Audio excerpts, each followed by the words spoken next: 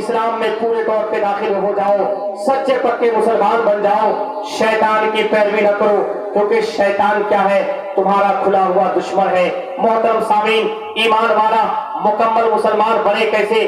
تو اب مذہب اسلام اس کی پوری جو ہے رہنمائی کرتا ہوا نظر آتا ہے کہ وہ سچے پکے مسلمان بنیں گے جہاں آپ ہوش سنبھالیں گے، آپ اپنے بچوں کو دین کی جہاں تعلیم دیں گے، انہیں یہ سکھائیں گے کہ باپ جو ہے یہ جنت کا دروازہ ہے، ماں یہ جنت ہے، ماں کے قدم کے نیچے جنت ہے۔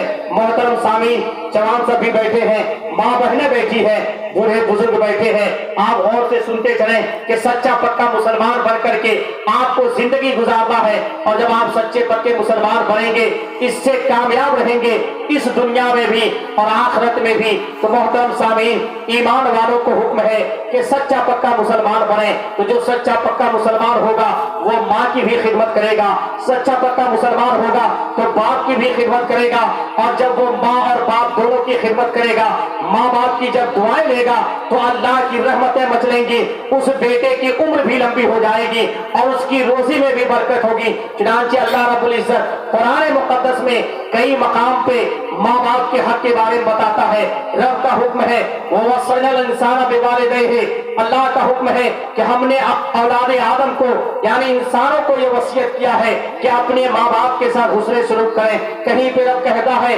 وَبِالْوَالِدَيْنِ إِحْسَانًا کہ اپنے ماں باپ کے ساتھ حسن سلوک کرو، اچھا برتاؤ کرو۔ رب کا فرمان ہے إِمَّا يَبْلُغَنَّ عِندَكَ الْكِبَرَ أَحَدُهُمَا أَوْ كِلَاهُمَا فَلَا تَقُل لَّهُمَا أُفٍّ وَلَا تَنْهَرْهُمَا وَقُل لَّهُمَا قَوْلًا كَرِيمًا۔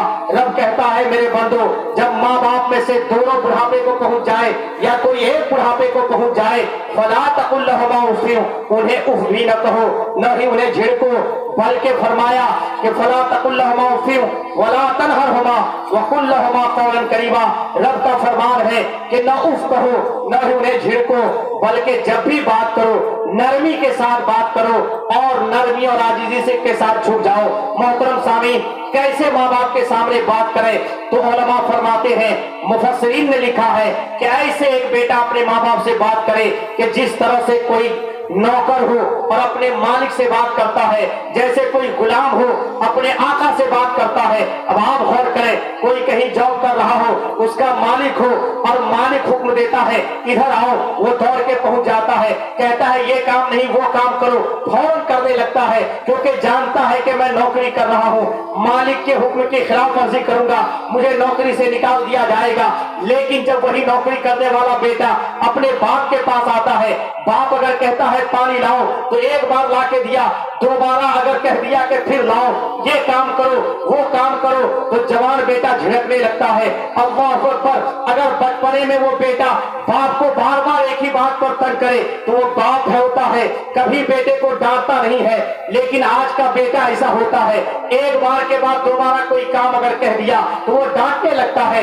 اور میں آپ کو تاریخ کی روشنی میں بتانا چاہتا ہوں، مولانا روم بہت بڑے مولانا گزرے ہیں، انہوں نے ایک کتاب لکھی ہے جو بہت ہی مشہور و معروف ہے، مثنوی شریف۔ اس میں لکھتے ہیں کہ ایک باپ تھا، بوڑھا تھا، اس کے گھر میں ایک بیٹے کی پیدائش ہوئی، اور بچہ جب ہوش سنبھالتا ہے توتلی توتلی زبان میں جب بولنے لگتا ہے، جب کچھ بولتا ہے تو بیٹے کی بولی باپ کو بھی اچھی لگتی ہے، ماں کو بھی اچھی لگتی ہے۔ میرے جوان بھائیوں غور کرو، لکھتے ہیں کہ جب اس کے باپ نے ایک مرتبہ جب دیکھا کہ بیٹے کے منہ میں بولی آ رہی ہے، بیٹا کو لیے ہوا وہ کھیل رہا تھا، بیٹے کو جو ہے کھلا رہا تھا کہ بیٹے کے منہ میں جو بولی آئی تھی اور کچھ ہوش آیا تھا، بیٹے نے باپ سے کہا، دیکھا کہ جو ہے ایک درخت پہ ایک کوا بیٹھا ہے، باپ سے پوچھا کہ ابو یہ کیا ہے؟ باپ نے پیار سے کہا بیٹا یہ کوا ہے۔ پھر کچھ دیر کے بعد بچہ پوچھتا ہے باپ وہ کیا ہے؟ تو باپ کہتا ہے بیٹا وہ کوا ہے۔ تاریخ میں لکھا ہے کہ بیٹے نے 70 مرتبہ پوچھا اور باپ نے ہر مرتبہ جواب میں کہا بیٹا وہ کوا ہے۔ تاریخ نوٹ کر لیا اس باپ نے۔ جب بیٹا جوان ہوا बाप बुढ़ापे को पहुंच गया, जब उसका जिस्म काम नहीं कर रहा था, उस वक्त जब उसे याद आया, एक तारीख थी, एक वक्त था, बताते हैं कि देखा अचानक इत्तेफाक से कि वही जगह पर कौवा बैठा हुआ है। बाप ने सोचा आज मैं अपने बेटे का इम्तिहान लेता हूँ, देखता हूँ मेरा बेटा मेरी बात का क्या जवाब देता है। बस बाप बेटे से कहता है, बेटा देखो बुढ़ापे की वजह से आंखें काम नहीं कर रही है, अब जो है दिखता भी ज्यादा नहीं है, तो मैं ये पूछ रहा हूँ बेटा ये जो परिंदा बैठा है, ये जो पाखी बैठा है, ये क्या है? वो बेटा कहता है अब्बा वो जो है कौवा है। एक मर्तबा कहा, बाप फिर खामोश हो गया, फिर कुछ देर के बाद कहता है बेटा तुम तो जानते हो बुढ़ापे की वजह से मुझे जो है सुनाई भी कम देता है, ये बता कि वो क्या है, वो कौन सा परिंदा है? बेटा फौरन जो है कुछ जो है अपने मिजाज में कड़क लाते हुए कहता है, अभी बताया कि वो परिंदा जो है कौवा है, आपने नहीं सुना?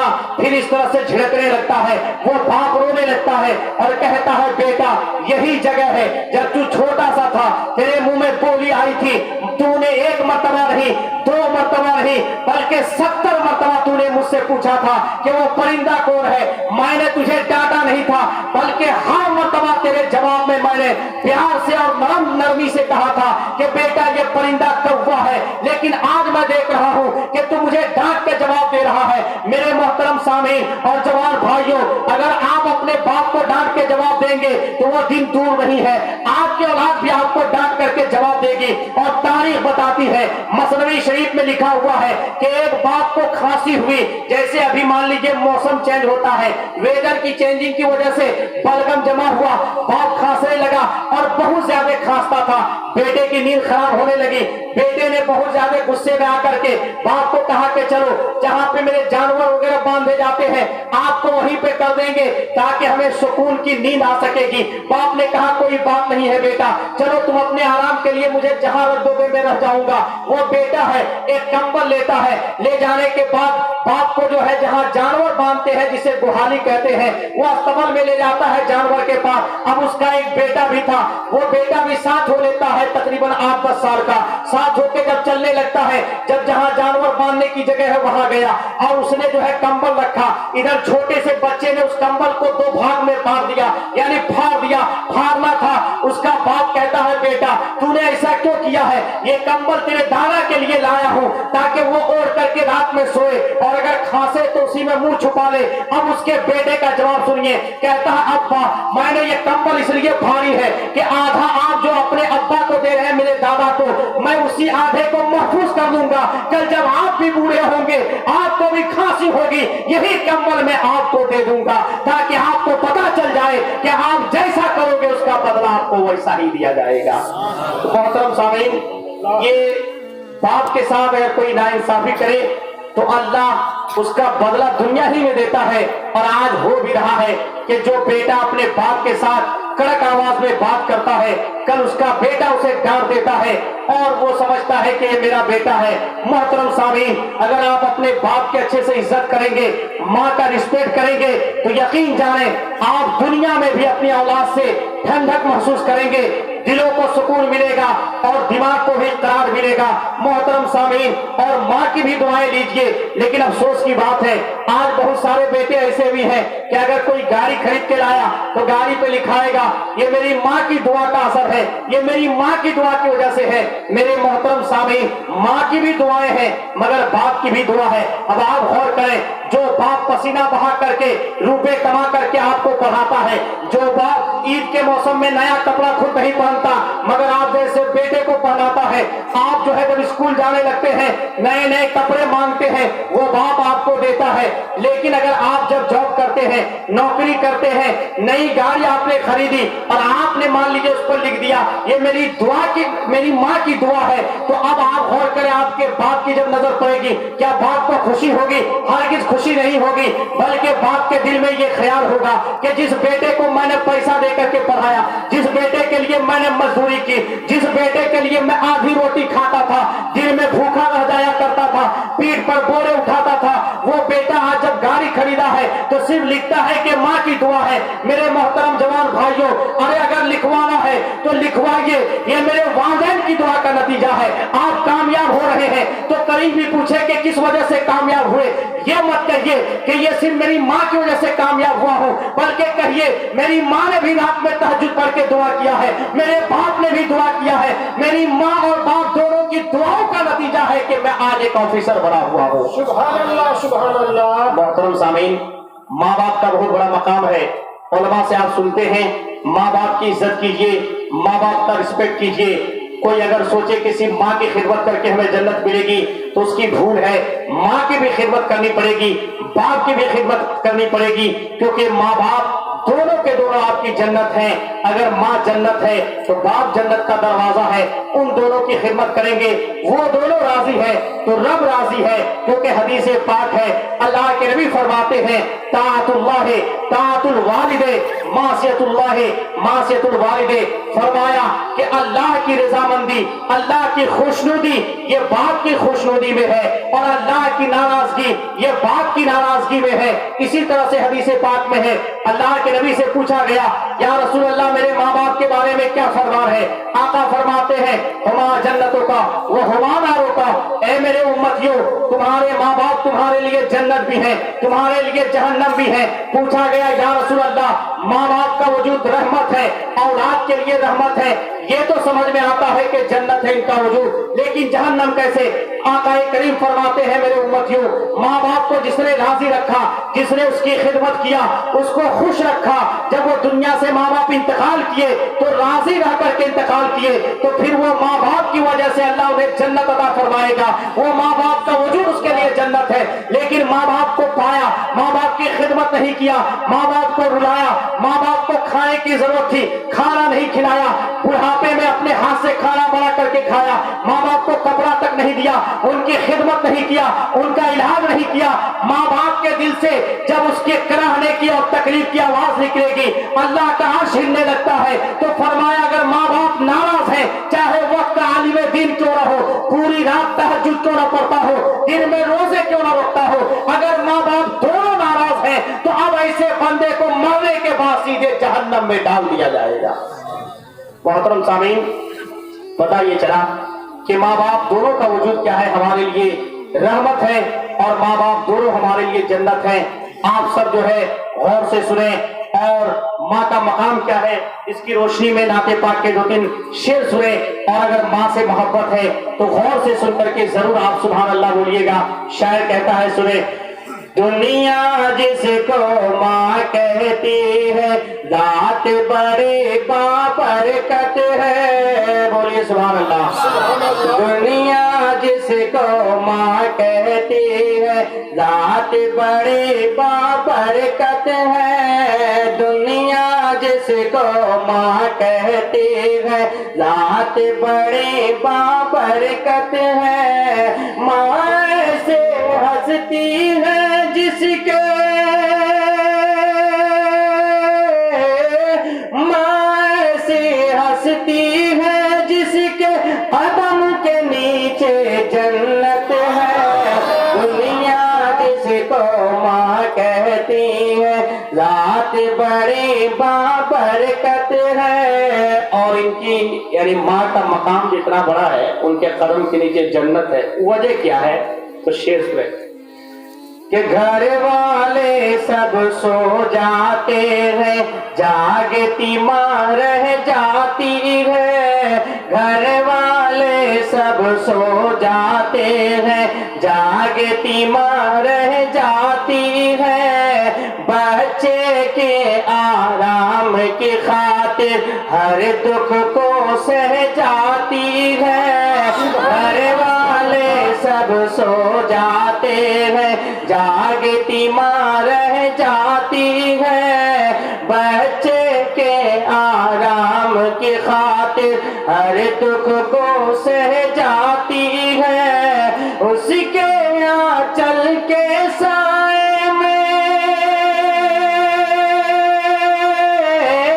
اس کے آنچل کے سائے میں چین سکون راحت ہے، دنیا جس کو ماں کہتی ہے ذات بڑی بابرکت ہے۔ اور محترم سامعین، آپ لاکھ ماں باپ کو تکلیف دیں، ماں باپ کبھی بھی بد دعائیں نہیں دیتے ہیں، बल्कि माँ जब भी हाथ उठाती है तो यही कहती है, मौला मेरे बच्चे को तू नेकोकार बना दे, मेरे बच्चे को कामयाब कर दे। आप अगरचे अपनी रुपए माँ पर खर्च न करें, बाप पे खर्च न करें, लेकिन वो एक बाप होता है, एक माँ होती है जो कभी भी बेटे के लिए बद्दुआएं नहीं करती। हाँ, आप अगर डांटे, उन्हें तकलीफ दें तो उसकी वजह से उनकी आंख में आंसू जरूर आ जाता है, वो दिन याद करके कि जब आप छोटे थे, जब उनके शिकम में थे, 9 महीना तक आपको रख करके परेशानी उठाया।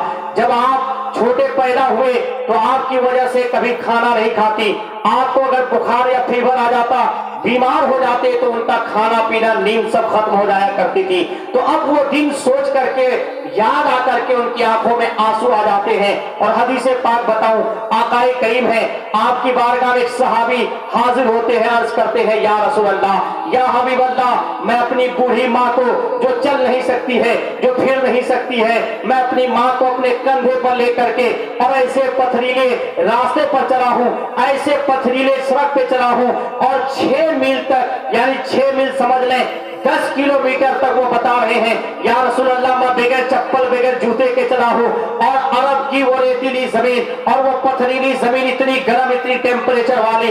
अर्ज करते हैं, या रसूल अल्लाह, अगर उस सड़क पर कच्चा गोश्त डाल दिया जाता तो उसके टेम्परेचर और गर्मी की वजह से वो भून करके कबाब बन जाता। या रसूल अल्लाह, ऐसे रास्ते पर अपनी माँ को कंधे पर लेकर के चला हूँ, या रसूल अल्लाह, क्या मैंने अपनी माँ का हक अदा कर दिया? ऐ मेरी कौम के जवानों, अल्लाह के नबी का जवाब सुने और अपनी इस्लाह करें। आकाए करीम फरमाते, मेरे सहाबी तू क्या बोल रहा है कि माँ का हक अदा कर दिया? अरे सुन, जब तू पैदा हुआ था उन्हें जो तकलीफें महसूस हुई थी, कई मर्तबा तेरी वजह से तेरी पैदाइश के वक्त में दर्द के झटके का एहसास हुआ था। तू जो ये चला है, उनकी खिदमत किया है, उन झटकों में से शायद के पहली मर्तबा जो दर्द हुआ होगा उसका बदला अदा हुआ होगा।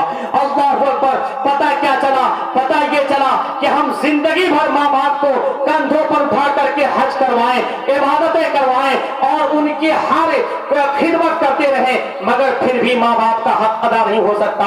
तो मोहतरम सामीन, अगर माँ बाप की आंख में आंसू आ जाए तो फिर हाल क्या होता है? शायर कहता है, सुने और जरूर माँ बाप की खिदमत करें। जलसे का मकसद यही होता है कि जो आवाम में और समाज और सोसाइटी में जो बुराइयां फैल रही हैं, उन सब के बारे में जान करके अमल करें। शायर कहता है, सुने कि माँ की एक छोटी सी हंसी से दिल का चमन खिल जाता है। माँ की एक छोटी सी हंसी से दिल का चमन खिल जाता है। माँ की आंख में आंसू हो तो अर्श खुदा हिल जाता है। माँ की एक छोटी सी हंसी से दिल का चमन खिल जाता है। माँ की आंख में आंसू हो तो अर्श खुदा हिल जाता है। माँ की अज़मत जो ना समझे, माँ की अज़मत जो ना समझे, उस पे खुदा की लानत है। दुनिया जिसको माँ कहती है, जात बड़ी बाबरकत है। और आखिरी शेर सुनिए कि जिनकी माँ जिंदा है, सलामत है, उन बेटों को एहसास नहीं होता कि मेरी माँ भी जिंदा है, दुआएं करती है। आप यकीन जाने, आप कहीं भी जाते हैं, कभी परेशानी के वक्त में, या मान लीजिए आप चल रहे हैं, आंधी तूफान ने घेर दिया, आंधी तूफान से अगर आप बच गए तो ये समझिए कि आपकी माँ की दुआ का नतीजा है। और वक्त के नबी हजरत मूसा अलैहिस्सलाम को भी माँ की दुआ की जरूरत पड़ती है। चुनांचे मुफस्सिर कुरान अल्लामा मुफ्ती अहमद यार खान नईमी रहमतुल्लाह अलैह लिखते हैं, फरमाते हैं कि हजरत मूसा अलैहिस्सलाम जो है अल्लाह से कोहे तूर पे बात किया करते थे। ये आप सब जानते हैं। हजरत मूसा अलैहिस्सलाम एक मरतबा रब से बात करने जब कोहे तूर पर गए, बात कर रहे हैं, हम कलाम है कि अल्लाह हुक्म देता है, फरमाता है मेरे नबी मूसा अलैहिस्सलाम सुनो, अब जब तुम कोहे तूर पर आना तो ठहर ठहर के आना, संभल संभल के आना। हजरत मूसा अलैहिस्सलाम अर्ज करते हैं, मौला इससे पहले कई मरतबा मैं कोहे तूर पर आया, कभी तूने ये नहीं फरमाया कि संभल कर आना, ٹھہر کر آنا. مولا آج ماجرا کیا ہے, وجہ کیا ہے کہ تو آج مجھے کہہ رہا ہے کہ جب بھی اب میری بارگاہ میں آنا تو سنبھل کے آنا, ٹھہر کے آنا. وجہ کیا ہے؟ رب حکم دیتا ہے اے موسیٰ, اس سے پہلے جب بھی تو آتا تھا تیری ماں دعا کرتی تھی, کہتی تھی اے مولا میرا بیٹا موسیٰ علیہ السلام یہ تیرا نبی ہے, سب مزاج میں جو ہے کچھ سختی ہے, مولا اگر کوئی بات میں تجھے جو ہے ناگوار گزرے تو اسے معاف کرنا, درگزر کرنا. جب تو راستہ طے کرتا تھا تیری ماں دعا کرتی تھی, اس لیے تو آتا تھا بے کھٹک آ جایا کرتا تھا. مگر سن, اب تیری ماں دنیا میں نہیں ہے, تیری ماں کا وصال ہو چکا ہے, اس لیے اب جب بھی آنا تو سنبھل کر کے آنا, قدم طے کر کے رکھنا. پتہ کیا چلا؟ پتہ یہ چلا کہ ماں کی دعا کی ضرورت وقت کے نبی حضرت موسیٰ علیہ السلام کو بھی پڑتی ہے. ہم اور آپ کیا ہیں, تو اس لیے ماں کی دعا لیتے رہیں, اور جن کی ماں زندہ ہے وہ اپنے لیے غنیمت سمجھیں اور اللہ کی بہت بڑی نعمت سمجھیں جن کے ماں اور باپ دونوں ہیں. کیونکہ جب تک آپ کے دروازے پر کوئی پیڑ لگا ہو, کوئی درخت ہو اور دھوپ پڑتی ہو تو آپ اس کا سایہ لیتے ہیں تو آپ کو احساس نہیں ہوتا. لیکن اگر وہ پیڑ کاٹ دیا جائے, راستے میں کوئی پیڑ نظر نہ آئے, سایہ کہاں حاصل کریں گے؟ تو اسی طرح سے ماں باپ کا وجود ہے کہ بچہ کوئی دنیاوی ٹینشن میں ہوتا ہے, ماں اسے سمجھاتی ہے, سنبھال لیتی ہے. شاعر کہتا ہے سنیں, جن کی ماں دنیا سے وصال کر گئی وہ سنیں اور ضرور سبحان اللہ بولے ماں کی یاد میں.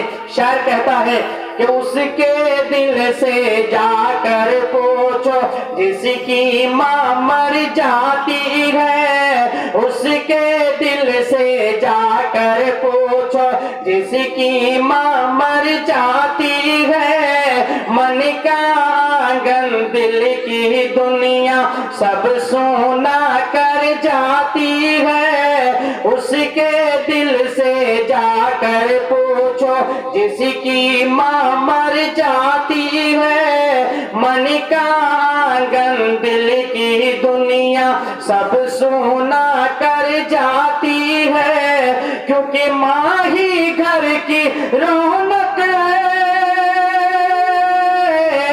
ماں ہی گھر کی رونق ہے اور ماں ہی گھر کی زینت ہے.